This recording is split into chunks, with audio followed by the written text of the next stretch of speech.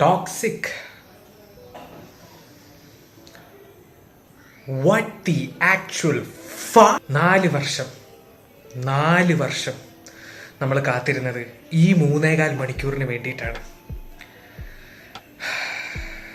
KGF Rocky bhai recreate ചെയ്യാൻ നോക്കിയിട്ട് കിണ്ടിമുക്ക് കഞ്ചാവ് ഫീൽഡിലെ റായനും ആ മനുഷ്യൻ്റെ ലീലാവിലാസങ്ങളും ആ മനുഷ്യൻ്റെ സൈക്കോട്ടിക് ആയിട്ടുള്ള ഹെഡ് റിപ്ലേസ്മെൻറ്റ് മകനും അവൻ്റെ കുറേ കുത്തിത്തിരിപ്പുകളും 3.25 കാണിച്ച് അവസാനം കൊണ്ടുപോയി ഒരു അന്യൻ ലെവൽ ട്വിസ്റ്റും കുറേ യഷിൻ്റെ കോമാളിത്തരവും വെറുപ്പിക്കലും കാണിച്ചിട്ട് പടം അങ്ങോട്ട് അവസാനിപ്പിച്ചു.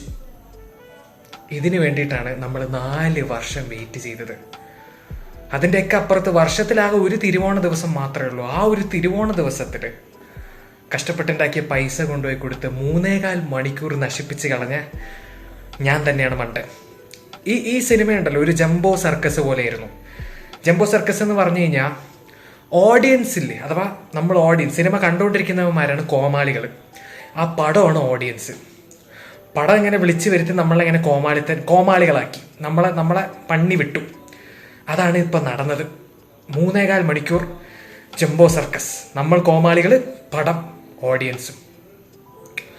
ടെക്നിക്കലി പടത്തിൽ വർക്ക് ചെയ്തവരെല്ലാവരും പകുതി വെച്ച് തന്നെ നിർത്തിപ്പോയെന്നാണ് എനിക്ക് ഫീൽ ചെയ്തത്.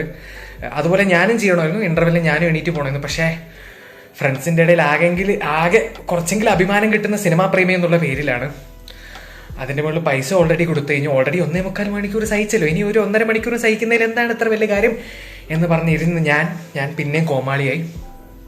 ജീവനോടെ ഉള്ളത് തന്നെ ഇപ്പോഴും ഞാൻ വലിയൊരു ഭാഗ്യമായിട്ട് കരുതുകയാണ്. പിന്നെ രവി ബസ്രൂരാണ് മ്യൂസിക് ചെയ്തിരിക്കുന്നത്. പടം റിലീസാവുന്നതിന് മുന്നേ യഷിൻ്റെ എതിർത്ത കഥാപാത്രം ഒരു പ്ലേ ബോയ് ആണെന്നൊക്കെയാണ് നമ്മളെല്ലാവരും വിചാരിച്ചത്. പക്ഷെ ഒന്നുമല്ല. പ്യുവർ കാതലിൻ്റെ പേരിൽ നല്ല ശുദ്ധമായ പ്യുവർ അൺഫിൽറ്റേഡ് കാഴാഭായാണ് ഈ സിനിമയിലെ നമ്മുടെ യഷിൻ്റെ കഥാപാത്രമായ രായൻ.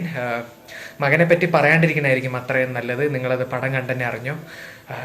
പക്ഷേ ആക്ച്വലി ഞാൻ പറഞ്ഞത് തിരിച്ചെടുത്തിരിക്കണം. പടം ചിന്തിക്കുക പോലും വേണ്ട പടം കാണുന്നതിനെ പറ്റിയിട്ട്.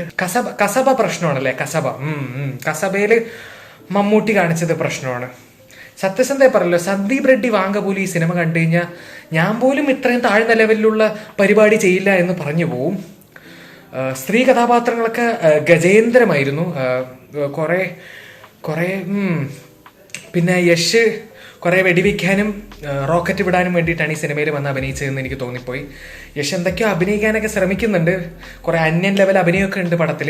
വിക്രം വരെ പേടിച്ച് പെടുത്തു പോവും. പിന്നെ എന്തൊക്കെയാണെങ്കിലും എനിക്ക് ആകെ പറയാനുള്ളത് ഗീതു ചേച്ചി, യഷണ്ണൻ, KVN പ്രൊഡക്ഷൻസ്, അതുപോലെ എന്തോ പണ്ടാരത്തിന് അസോസിയേഷൻ്റെ പേരിൽ ലയൺസ് ഗേറ്റ് ഉണ്ട്. ഇവരോടൊക്കെ എനിക്ക് വലിയൊരു നന്ദി പറയാനുണ്ട്. കാരണം ഈ തിരുവോണത്തിന് ഒരു തിരുവോണ റോക്കറ്റ് പ്രതീക്ഷിച്ച് പോയ ഓഡിയൻസിന് തിരുവോണ റോക്കറ്റിൻ്റെയോടൊപ്പം തന്നെ ഒരു തിരുവോണ ഗുണ്ടും കൂടി ബോണസായി കൊടുത്തതിന് വളരെയധികം നന്ദിയുണ്ട്. പക്ഷെ ഞാൻ വളരെയധികം അഭിമാനം കൊള്ളുന്നു. കാരണം ഞാൻ തിരുവോണത്തിൻ്റെ അന്ന് എൻ്റെ അച്ഛനും അമ്മയും കഷ്ടപ്പെട്ടുണ്ടാക്കിയ പൈസയും കൊണ്ട് എൻ്റെ 3.25 മണിക്കൂർ നശിപ്പിച്ച് കളഞ്ഞെങ്കിൽ പോലും ഈ 3.25 മണിക്കൂർ നശിപ്പിച്ചത് കൊണ്ട് ഈ രാജ്യത്തിലുള്ള വേറൊരു പൗരയോ ഏതെങ്കിലും ഒരു മനുഷ്യനോ അല്ലെങ്കിൽ ഒരു മൃഗത്തിനോ ഈ 3.25 മണിക്കൂർ സഹിക്കേണ്ട ആവശ്യം ഉണ്ടായില്ലല്ലോ. അഥവാ അവരുടെ 3.25 മണിക്കൂർ നഷ്ടപ്പെടില്ലല്ലോ എന്നുള്ള കാര്യം ആലോചിച്ച് ഞാൻ അഭിമാനം കൊള്ളുന്നു, സമാധാനിക്കുന്നു, സന്തോഷം കൊള്ളുന്നു.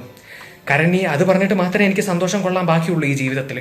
ഞാൻ ഇത്രയൊക്കെ ത്യാഗം ചെയ്തിട്ട് പോലും നിങ്ങൾ like, share, subscribe or notification ബെല്ലൊന്നും അമർത്താണ്ടിരുന്ന ഹാപ്പി ഓണം. ഞാൻ പോയിട്ടൊന്ന് ഉറങ്ങട്ടെ. അവൻ്റെ അമ്മുമ്മയുടെ ഡാഡി എവിടെ നിന്റെ തന്തടാ.